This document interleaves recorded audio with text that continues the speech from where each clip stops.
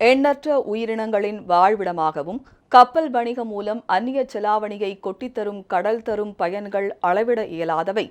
குளிர்ந்த காற்றின் மூலம் தன்னை நாடி வரும் மக்களுக்கு உற்சாகத்தையும் நிம்மதியையும் வழங்கும் கடற்கரைகள் மனித தவறுகளால் குப்பை கிடங்காக மாறி வருகின்றன.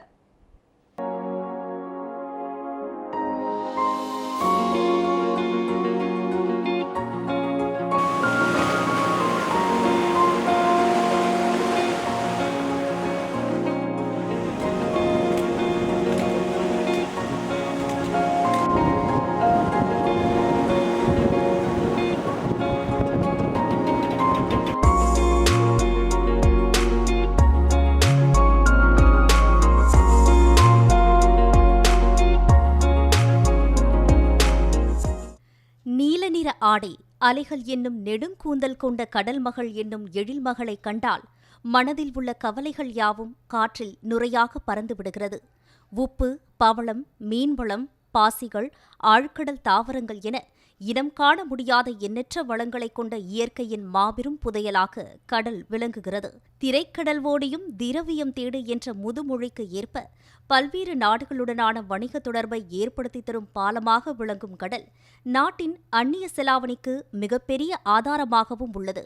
ஆனால் ஒரு காலத்தில் கடற்கரைக்கு அரணாக நின்று பாதுகாத்த பல வகையான காடுகள் மனித தவறுகளாலும் அரசின் தவறான கொள்கை முடிவுகளாலும் அழிக்கப்பட்டு விட்டதாக இயற்கை ஆர்வலர்கள் வேதனை தெரிவித்துள்ளனர்.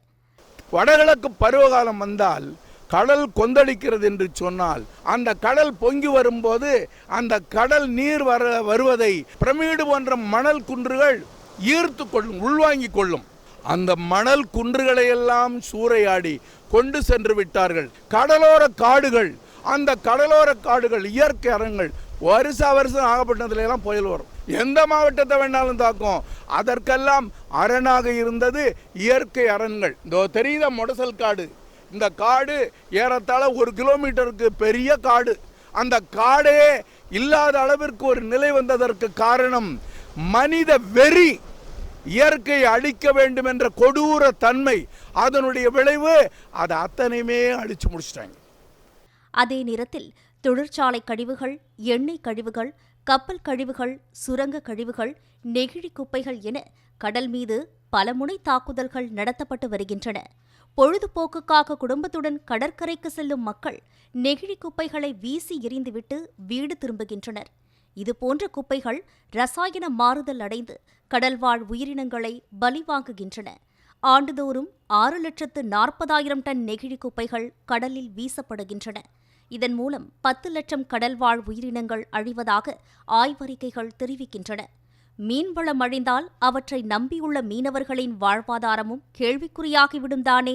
கடல்ல கொட்டக்கூடிய கழிவும் ஆத்துல கொட்டக்கூடிய கழிவும் திரும்பி கடல்ல ஏறி திரும்பி ஆத்துக்குள்ள வரும். இது இயல்பான இயற்கை. இது அப்படி கடல் மார்க்கமா ரிட்டர்ன் போகுது, கடல்ல இருந்து உள்ள வருது.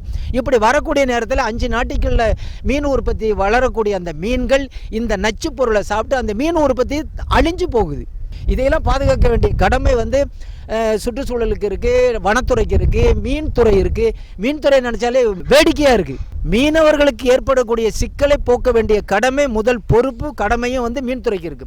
அவங்க ஏதோ மெத்தனமா இருக்கிறது மாதிரி எங்களுக்கு தோணுது. ஒரு மனிதனாக, ஒரு மண்ணினுடைய குடிமக்களாக, இந்த மண்ணை பாதுகாக்க வேண்டியவர்களாக ஒரு தனி மனிதனுக்கு இருக்க வேண்டிய கடமையும் மனிதன் மறந்துடுறான்.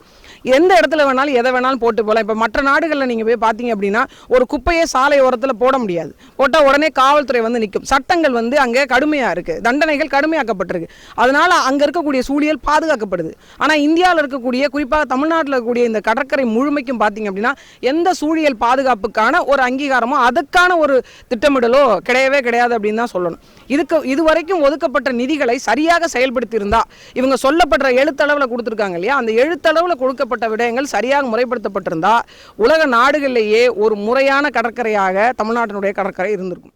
கடற்கரையின் அழகை பராமரிப்பதற்கான திட்டங்கள் ஏட்டளவில் இருப்பதும் இப்பிரச்சினை வலுப்பெறுவதற்கான முக்கிய காரணம்.